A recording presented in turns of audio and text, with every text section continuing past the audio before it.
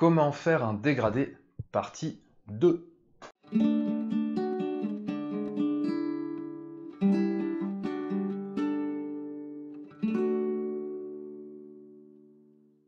Et salut les copains et bienvenue dans ce 21e jour et demi, 22e jour du challenge confinement. Et comme promis, on attaque la suite de la vidéo sur les dégradés. Et oui, hier, tu le sais, j'ai eu un petit problème avec le son, donc du coup, j'ai dû réenregistrer toute la deuxième partie de la vidéo. Donc, on va voir ensemble les 3 techniques qu'il nous manquait hier, à savoir la technique des points, la technique du floutage et la technique de la peinture dans le frais. Alors je suis désolé d'avance s'il y a des petites coupures de son, s'il y a des petits décalages, s'il y a des petits trucs comme ça. J'ai vraiment essayé de faire au mieux pour réenregistrer le son par derrière, pour ne pas perdre tout le travail, pour ne pas avoir tout à refaire. Donc voilà, j'espère que vraiment la vidéo tiendra la route quand même, n'hésite pas à me le dire.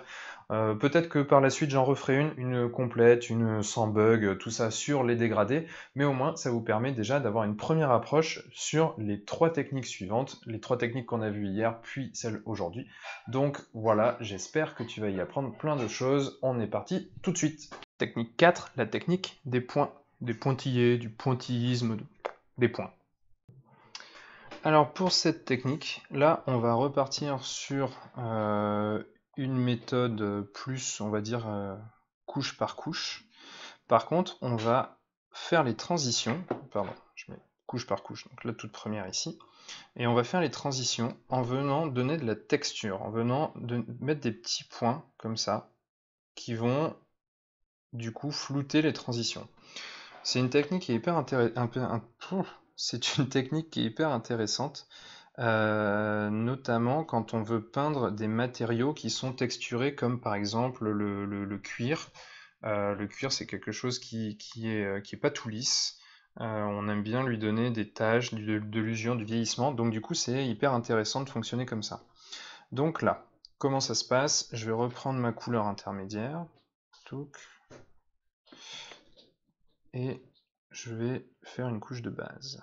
Et donc une fois qu'on a fait notre couche de base, on va venir prendre la teinte suivante et on va peindre un aplat et ensuite on va venir faire des petits pointillés. Donc je vais prendre le bleu intermédiaire, la deuxième ombre. Donc on part d'ici.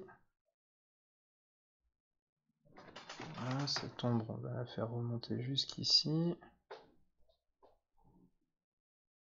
Elle va descendre jusque là.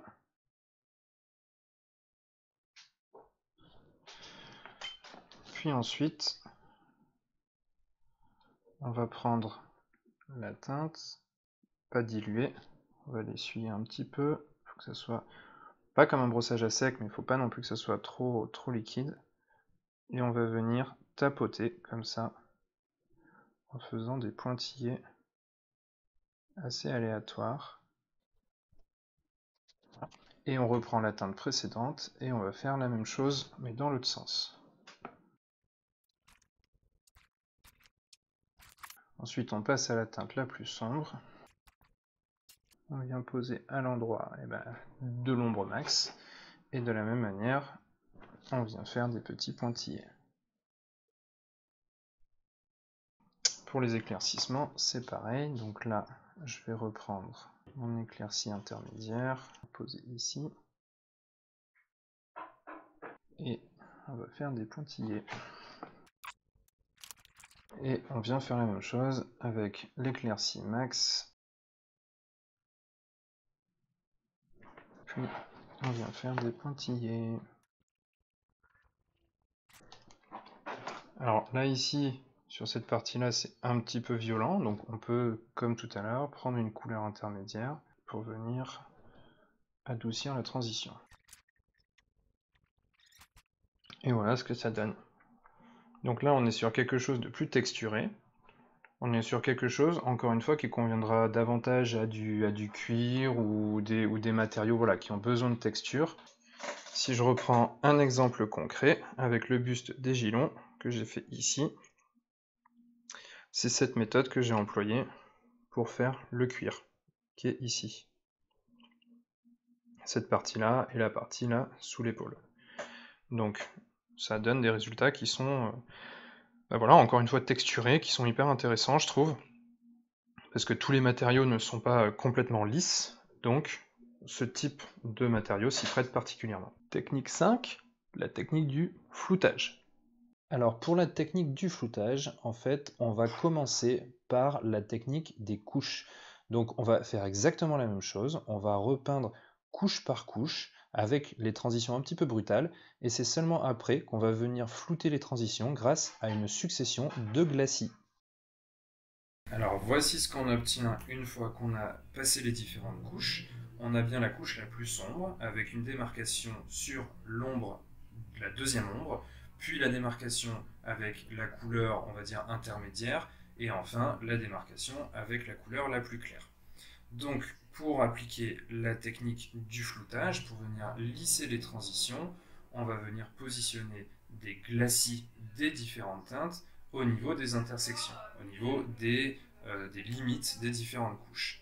Et bien évidemment, pour atténuer ces différentes transitions, on va venir positionner à chaque fois un glacis qui est d'une teinte intermédiaire. C'est-à-dire que par exemple, ici, sur cette transition, on va faire un mélange entre la deuxième ombre et la couche de couleur intermédiaire, et on va passer un glacis de ce mélange.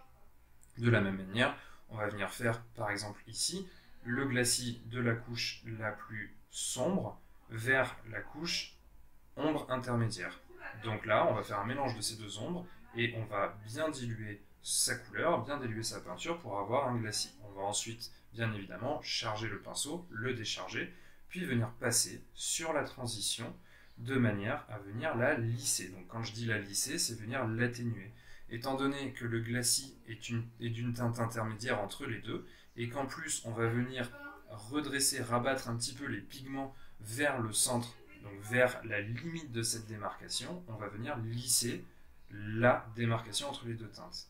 Bien évidemment, comme dans la technique des glacis, on peut venir préparer ces différents glacis sur sa palette, donc le glacis pour la partie entre les deux ombres, le glacis pour la partie intermédiaire et le glacis pour les lumières, et on va venir jongler entre les différents glacis. Donc par exemple là, je commence à positionner le glacis intermédiaire, et pendant que celui-ci sèche, je viens prendre mon glacis pour faire la partie dans les ombres, et ainsi de suite. Comme je le disais, moi il fait chaud, donc je peux les enchaîner. Bien évidemment, il faut systématiquement attendre que les glacis soient bien secs avant de passer le glacis suivant. Donc là, du coup, je passe sur le glacis du haut et j'accélère pour pouvoir justement vous montrer un petit peu plus rapidement ce que ça va donner, sachant que je fais de toute façon des allers-retours dans ces différents glacis systématiquement en les positionnant sur les transitions. Donc voilà ce que ça donne une fois que j'ai passé les petites couches.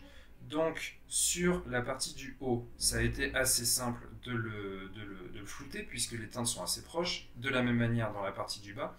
Sur la partie intermédiaire, ça a été plus long. En haut par exemple, j'ai passé 3 glacis, en bas j'en ai passé 4, au milieu j'en ai passé à peu près 8.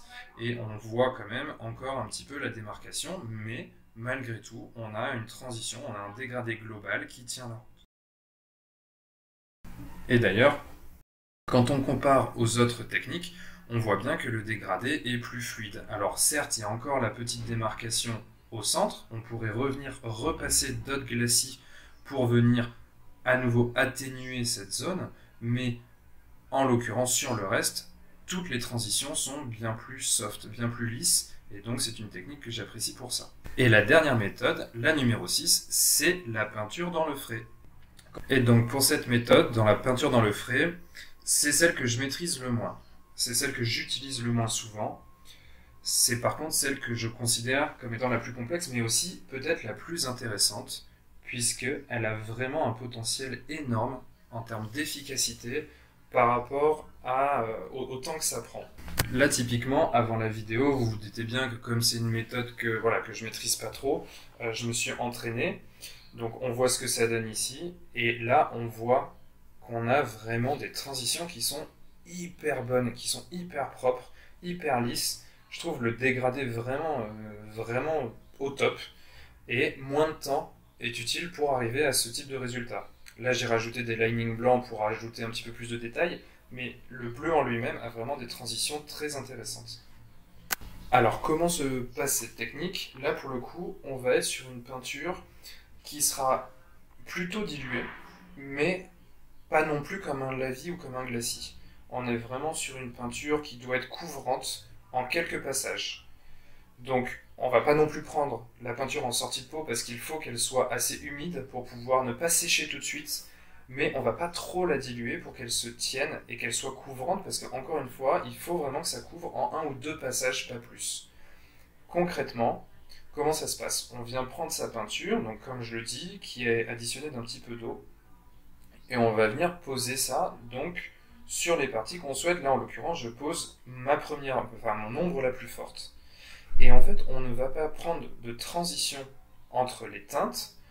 Là, je vais simplement poser mon ombre. Donc, on le voit, j'essaie de la garder assez liquide, assez humide.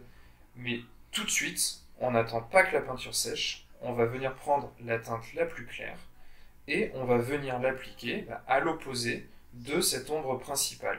Et la technique dans le frais va vraiment venir mélanger les teintes au milieu, là où elles vont se rejoindre, puisqu'en fait, on va faire un mélange sur la peinture, sur la figurine directement. Donc, on la pose en haut, on vient tirer les pigments vers la zone où on a notre ombre, et en déchargeant le pinceau, on va venir tirer la peinture dans la peinture ombre qui est encore humide, et on fait le mélange en direct. Donc là, on commence à avoir un dégradé. Je vais simplement venir l'enrichir en refaisant un passage. Donc je reprends ma teinte claire, je viens la tirer jusqu'au milieu, et tout de suite, je reprends ma teinte foncée, et je reviens faire le même exercice dans l'autre sens. Alors là, c'est pas facile avec la plaque parce que j'ai du mal à la tourner, mais on voit voilà, que je remonte, je mélange, je remonte, je redescends, je remélange, et je fais tout ça en direct. Là, en l'occurrence, je viens renforcer simplement mon ombre parce que j'étais redescendu un petit peu trop bas avec la teinte la plus claire.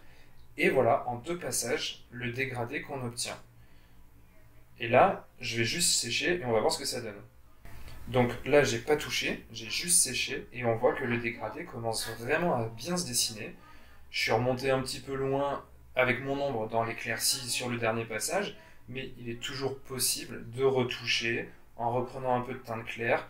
On peut même compléter avec un glacis par exemple, mais là, en direct, quelques minutes, et voici le résultat, un super beau dégradé. Donc voilà ce que ça donne pour cette méthode de la peinture dans le frais. Encore une fois, je pense que c'est de loin le meilleur ratio qualité pour le temps passé. Vraiment, c'est incomparable.